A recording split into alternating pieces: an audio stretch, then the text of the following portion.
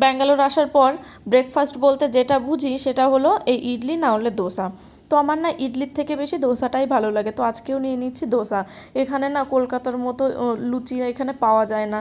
লুচি পাওয়া গেলেও সেটা রুটির মতো এক একটা সাইজের, অত বড় বড়, আর তার সঙ্গে দেয় সাদা আলুর তরকারি, যেটা আমার লুচির সঙ্গে একদমই ভালো লাগে না। তাই আমি এখান থেকে নিয়ে নিচ্ছি দোসা। দুটো দোসা নেব। তো দোসার সঙ্গে কাকু দিয়ে দিল চাটনি, এই যে আমারটাই প্যাক করছে।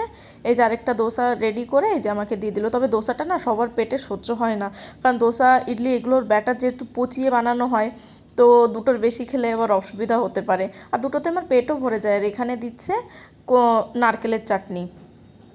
তো ভিডিওটি যদি ভালো লেগে থাকে দয়া করে সাবস্ক্রাইব করে দেবেন। তো নিয়ে চলে এলাম। তো আমাকে কাকু জিজ্ঞাসা করেছিল যে কি দেবো, চাটনি দেবো নাকি সাম্বার দেবো, তো আমি বলেছিলাম নারকেলের চাটনি দিতে। আর এই যে লাল লাল যে চাটনিটা দেখতে পাচ্ছ, এটা খুবই টক।